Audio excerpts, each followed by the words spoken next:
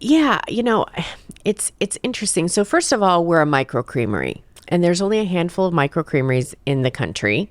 And that is unique because of how we make the ice cream. So for those of you who don't know what a microcreamery is, think microbrewery for beer, but for ice cream. So you have to meet certain qualifications in order to be a microcreamery. One, you have to be small batch, meaning a real person stands in front of the ice cream machine and they spin the ice cream machine. They spin the ice cream. They make it, right? It's not made from some big continuous industrial freezer that's the size of a building where the ingredients go in one end and they come out the other. Like a real person actually makes the ice cream, one. So it's small batch. Number two, everything in the ice cream is handcrafted. So if there's a pie, cake, or cookie, we make it, bake it, put it in it. We salt our own caramels, we candy our own pecans, we make our own hot fudge. Like you come into the ice cream shops, there's whipped cream, we make it. So we make everything that goes into our ice cream.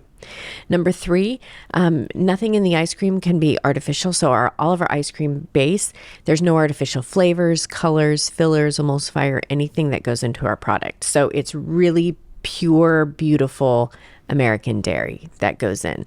All of our cows are RBST and hormone free. They're never fed corn. They're never fed soy. They're never fed animal byproducts. So we start out with literally the best dairy product that you can get in the country. And it's all natural. Number four, in order to be a microcreamery, you have to have less than 30% overrun in your ice cream. Now, overrun is a technical term. So that is the amount of air that they whip into the ice cream.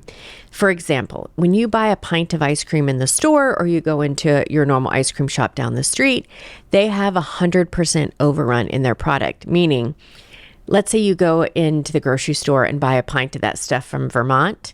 Let's say when you get that pint, 50% is ice cream and 50% is air. And that's 100% overrun. That's why if you feel our pints, they weigh so much heavier than most other ice cream company pints is because we don't put all the air in. We have less than 30%. So they're putting 100% overrun and we're putting less than 30%. And ours is about 26 to 28%. So it's super heavy and it's not full of all of the air. And the big companies and other places put all the air into it, right? Because you get more product out of it by pumping more air into it. Well, that's not a philosophy that I believe in.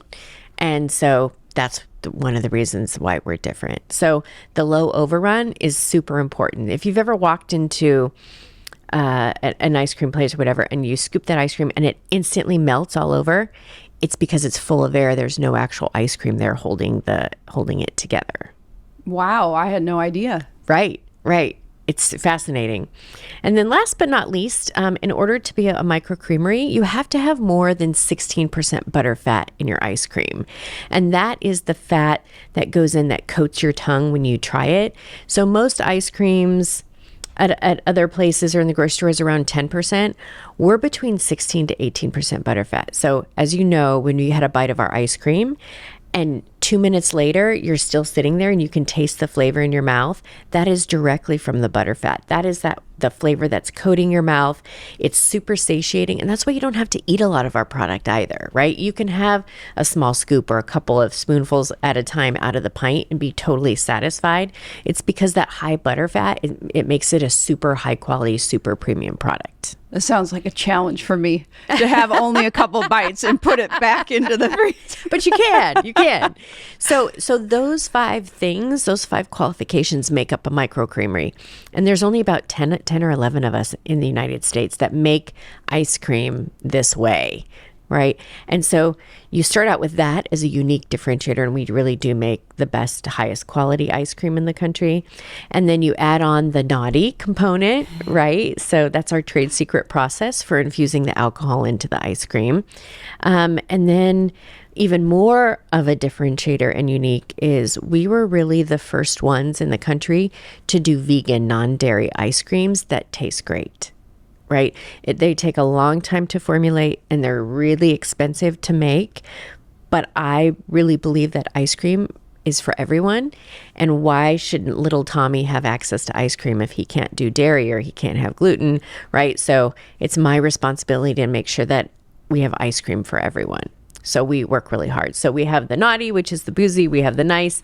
And then we have like this massive, crazy cult following really for all of our vegan non-dairy ice creams, because you can't tell that they're not dairy based.